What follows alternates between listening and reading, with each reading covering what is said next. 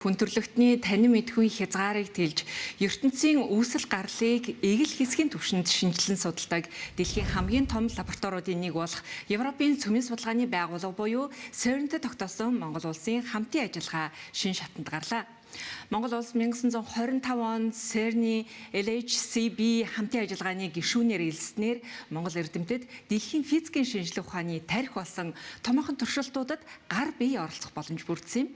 Тэгвэл Улаанбаатар хотноо 7 улсын 13 эрдэмтэн профессорууд цуглаж Монгол улсын шинжилгээ ухааны академийн физик технологийн хүрээлэнгийн эрдэмтдтэй ирээдүйн стратегийн түвшинлээ хэлэлцэж байна. Энэхүү хамтын ажиллагаа нь онлын судалгаагаар хязгаарлагдахгүй, харин эх 10 жилд хийгдэх техник технологийн томоохон шинжилэлд Монголын оролцоог баттгах залуу боловсон хүчнийг дэлхийн стандартаар бэлтгэхэд онцгой ач холбогдолтой юм а. Дэлхийд алдартай энэ чиглэлийн судалгааны лаборатори байгуулагдсан. Газрын гүнд 100 метрийн гүнд нийтдээ уртын хэмжээнд, тойргийн уртын хэмжээнд 27 км байх тийм электрон хурцлуурын энэ багшин дээр бол энэ судалгаагаа явуулдаг. CERN-д байгаа энэ судалгааны багаж төхөөрөмждөр манай залуу судлаачид очиж суралцах хэрэгтэй. Энэ дэлхийн түвшний энэ онлын том физикчтэй хамтраад энэ төрлийн судалгааны ажлыг хийгээд тэгээд судалгаанаас гарсан энэ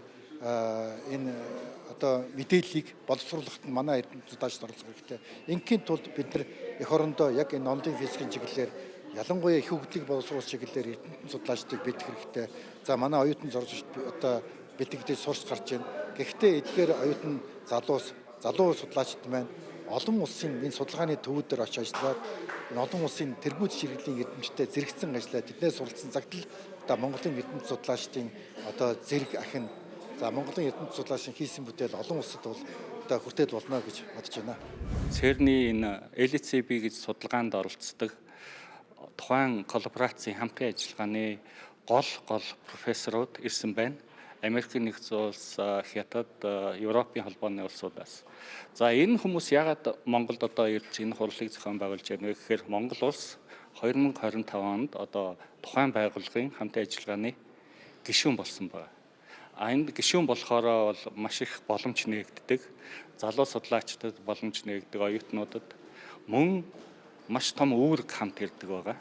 Энэ үүрэг бол мэдээж Монгол улсын оруулах хувь нэмэр, судалгаа шинжилгээ, тухайн том төхөөрөмжийг ажилуулах хэрэгтэй үйл ажиллагаанд нь идэвхтэй оролцох тийм ээ. Ийм ажлуудыг хийдэг байгаа. Тэгэхээр энэ бол маш том ийм манай шинжилгээ ухааны салбарт гарч иж байгаа маш том ийм үйл явдал болж байна гэж би бол харж байна. Mongolia colleague can participate in this. Мэдээж энэхүү семинарын хүрээнд бид Монголын хамтрагчид маань энэхүү олон улсын хамтын ажиллагаанд хэрхэн оролцох талаар хэлцэх болно.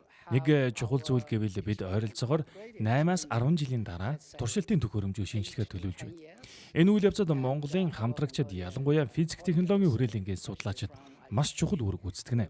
Мөн энэ семинар нь Hawk Collaboration болон физик технологийн хүрээлэнгийн олон удаагийн харилцаа хамтын ажиллагааны эхлэл болно гэдэгт бид итгэлтэй байна. Тиймээс энэхүү арга хэмжээгээр дамжуулан Монголын шинжилгээ ухааны нийгэмлэгт ийм төрлийн судалгаа хүн төрөлхтний хөгжилд ямар чухал ач холбогдолтой болохыг ойлгуулахыг хүсэж байна.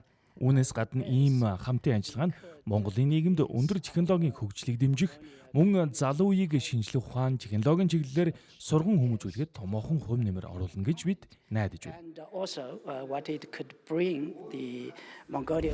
Шинжилгээ ухааныг зөвхөн хийс рүү онол төдий биш, бодит техник технологи, ирээдүйн хөгжлийн хөшүүрэг гэдгийг ойлгохын тулд залуу эрдэмтдэд дэмжиж CERN-ийн байгууламжлалаа биечлэн танилцах нь шийдвэр гаргагчид ч бас чухал ач холбогдолтойг эрдэмтэн профессорууд сануулж байна. Өндөр хөгжилтэй орнуудаас ирсэн физикийн хувьд ч гэсэн хөгжиж байгаа орны залуу судлаачдтай туршлага хуваалцаж тэдний идэх зүтгэлийг харах нь энэхүү айлчлалын хамгийн сонирхолтой хэсэг байсныг хэлж байлаа. So this is a very important workshop. It's the first that we do here. Mongolia CERN LHCb 2026 хурал бол маш чухал workshop. Бид Монголд анхудаа ийм арга хэмжээг зохион байгуулж байна. Үүний зорилго нь физикийн талаар ярилцахаас гадна Монгол болон CERN хоорондын харилцааг улам бэхжүүлэх явдал юм а. Тэр дундаа Улаанбаатар дахь физик технологийн хүрээлэн буюу IPT-тэй хамтран ажиллагааг бэхжүүлэх зорилготой. Тус баг хэдхэн сарын өмнөөс CERN-ийн LHCb хамтын ажиллагааны туршилтад нэгдсэн. Одоо бид энэ багийг цаашид өсгөж хөгжүүлэхээр ажиллаж байна. Үүгээр дамжуулан илүү олон оюутан татах, пост доктор судлаачид татах, багш судлаачдыг оролцуулах хэрэгтэй. Ингэснээр хэдэн жилийн хугацаанд энэ баг илүү том хүчтэй болж цаашдын олон 10 жилд энэ салбарт хувь нэмэр оруулах боломжтой болно. Тиймээс хамгийн түрүүнд шинжлэх ухаантай холбоотой би нэг зүйлийг санал болгомоор байна. Тэднийг лаборатори дээрж бидний Монголын хамтран ажиллагчид яг юу хийж байгааг өөрсдийн нүдээр хараарай гэж хэлмээр. Учир нь ер нь ийм зүйлийн талаараа сонсоход хүмүүс за тийм ээ сонирхолтой юм байна гэж хэлдэг. Гэхдээ үүнийг өөрийн нүдээр дид үтсийг нь хараад тэр нь бодтой, биетэй, хийсвэр зүйл биш гэдгийг мэдэрхэд хүмүүс үнэхээр ойлгож эхэлдэг. Ялангуяа улс төрчид биднийг яг юу хийгээд байгааг ойлгодог. Тиймээс миний зөвлөмж бол залуу хамтран ажиллагчдаа залуу үеийнхэндээ итгэл өгөөрэй гэж хэлнэ. Яагад гэвэл эцэстээ улс орныг ирээдүрөө авч явах хүмүүс бол тэд шүү дээ. That is what will bring the country to the future, inevitable. So in my country in France, so we have Манай Франц улсын хувьд бид судалгааны яамнаас хүчтэй дэмжлэг авдаг. Энэ шинжилэлд оролцох. Мөн LHCb туршилт одоо идэвхтэй оролцохын тулд их хэмжээний дэмжлэг хэрэгтэй байдаг. Учир нь Францад одоогоор их сургууль, хүрээлэнгийн бараг 10 орчим байгууллага мөн LHCb туршилтаар одоо цуглуул бие өгөгдлийг шинжилдэг 60 орчим физикч ажиллаж байна. data that we collect now with the LHCb experiment. So the most exciting part is Миний хувьд хамгийн сонирхолтой зүйл бол эхлээд би энд өөрөө ирсэн явдал. Би Итали улсаас ирээд маш олон залуу хүмүүстэй уулзж байна. Манай улсад ийм зүйл тэмч нийтлэг байдаггүй л дээ. Мөн миний туршилттай холбоотой түүх, туршлагаа хөгжиж байгаа орны их сургуулийн төлөөллөттэй хуваалцах боломж гарч байгаа нь миний хувьд маш их үн цэнтэй үйл явдал болж байна. Магадгүй энэ л миний хувьд хамгийн сэтгэл хөдлөсөн, хамгийн сонирхолтой зүйл байна гэж би хэлэхээр байна. is developing. Probably this is the more exciting thing for me. Дэлхийн эрдэмтдийн зүгээс эх 10 жилийн технологийн шинжилэлд Монгол улсыг чухал хамтрагчаар харж байна. Гэхдээ энэхүү түүхэн боломжийг бодит ажил хэрэг болгож олон улсын тавцанд доктортой байр суурь эзлэхэд зөвхөн эрдэмтдийн хичээл зүтгэл хангалтгүй юм. Ялангуяа шинжилгээ ухааны салбарын эрх зүйн орчныг боловсронгуй болгох, олон улсын жишгээр санхүүжилтийн механизмыг бүрдүүлэх, залуус зориулсан төрөлжсөн тэтгэлэгт хөтөлбөрүүдийг нэмэгдүүлэх нь өнөөдөр нэн тэргүүний шаардлага болоод байна. Монгол улсад анх удаага ЦЕРН-ийн LHCb хамтын ажиллагааны профессорууд өргөн бүрэлдэхүүнээрээ хүрэлцэн ирж байна. За ач холбогдлын хувьд манай улс өнгөрдөг жилийн 9 сард ЦЕРН-ийн LHCb хамтын ажиллагааны хамтрагч гишүүн улс болж орсон байгаа. Уг хамтын ажиллагаанд хамтарснаар бол бид нэр энэ олон улсын ийм том хэмжээний шинжилгээ ухаан хийдэг байгууллагыг ер нь санхүүжилтээр ер нь хэрхэн шийддэггүй олон улсын жишгээс ер нь суралцах тийм боломж үүсэж байгаа. Тийм учраас энэ ажлын хүрээнд бол манай улсын бодлого тодорхой хоригч нар энэ зарим нэг хуулийн заалтуудыг бол эргэж харж шинжилгээ ухааны судлаачтай бол дэмжих. За мөн төсвийн грантуудыг бол нэмэгдүүлэх болов уу гэж хүлээж байгаа. Цаашид бол бид нар бас энэ хүрээнд бол бас залуучуудаа гадаадд сургахаар ярилцсан, төлөвлөсөн зүйлс бол бий. Тийм учраас энэ залуучууд бол энэ жинхэнэ дэлхийн шилдэгүүдтэй бичлэн ярилцаж өөрийн санал бодол цаашид ямар зорилго байгаагаа танилцуулах боломж олгож байгаа. Тэгээд ер нь засгийн газрын зүгээс бас тодорхой хэмжээний дэмжлэг байдаг бол мэдээж хэрэг чухал. Ер нь бол өөрөөсөө сайн байх юм бол цаанаасаа бол санхүүжүүлэх боломж нэлээд бий.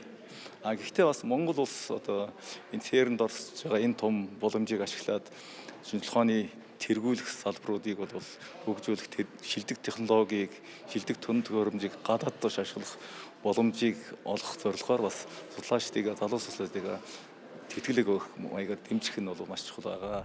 Манай шинжилгээ ухааны хөгжлийн хорцгоор гэсэн төрийн бос байгууллагын зүгээс одоо энэ мэтчлэн олон улсын одоо институт байгууллага их сургуулиудтай хамтарсан ийм хөтөлбөрүүд зохион байгуулахаар бид төлөвлөд байгаа. Тэгэхээр үүний одоо эхлэл болгож одоо энэ том байгууллагын олон 10 эрдэмтэд хүрэлцэн ирсэн байна. Тэгэхээр энэ бүх хурлын үйл ажиллагаанд нэгдүгээр амжилт хүсье, хоёрдугаарт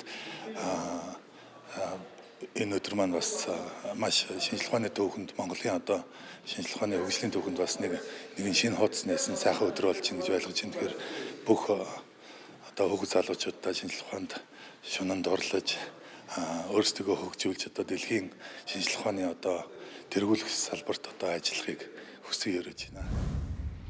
Эрдэмтдийн онцолж байгаагаар шинжлэх ухаан бол асуулт тавьж тэрнийхээ хариултыг эрэлхийлэх замаар хүн төрөлхтнийг танин мэдгүй шин шатанд хүргэдэг тасралтгүй үйл явц юм.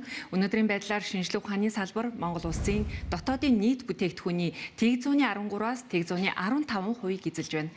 Салбарын мэргэжилтнүүдийн хэлж байгаагаар бол өндөр хөгжилтэй орнууд шинжлэх ухаан, технологийн салбартаа дотоодын нийт бүтээгдэхүүнийхээ 4-5%-ийг зарцуулдаг бол Азийн орнуудын дундаж 1.5% орчим байдаг байна. Иймээс төрөөс 2030 он гэхэд судалгаа хөгжүүлэлтийн зарлыг дотоодын нийт бүтээгдэхүүний 2% хүргэх зорилтыг дэвшүүлэн ажиллаж байна. Судалгаагаар шинжлэх ухааны байгууллагад оруулсан нэгж хөрөнгө оруулалт урт хугацаанд 3-аас 11-ийн үр өгөөж авчирдаг байна. Өөрөөр хэлбэл шинжлэх ухаан зарцуулсан хөрөнгө нь зөвхөн эрдэм шинжилгээний салбарт бус үйлдвэрлэл, эрүүл мэнд, боловсрол, цаашлаа технологи, эдийн засгийн бүтээмжинд шууд нөлөөлдөг стратегийн хөрөнгө оруулалт гэж үздэг. Шинжлэх ухааныг сонирхдаг залууст хандаж хэлэх зүйл бол хамгийн чухал нь асуулт асуух. Шинжлэх ухаан гэдэг бүхэлдээ асуулт асуухаас эхэлдэг. Бидэнд шин санаа, шин асуулт асуух залуу хүмүүс хэрэгтэй. Яагаад гэвэл бид тэдгээр асуултад хариулахыг оролдох үед шин зүйлсийг нээж чаддаг. Ийм учраас бид энэ воркшопт оролцож байна. Бид энд ярилцаж, асуултуудыг сонсож, хариулт олох арга замуудын талаар бодохын тулд ирсэн.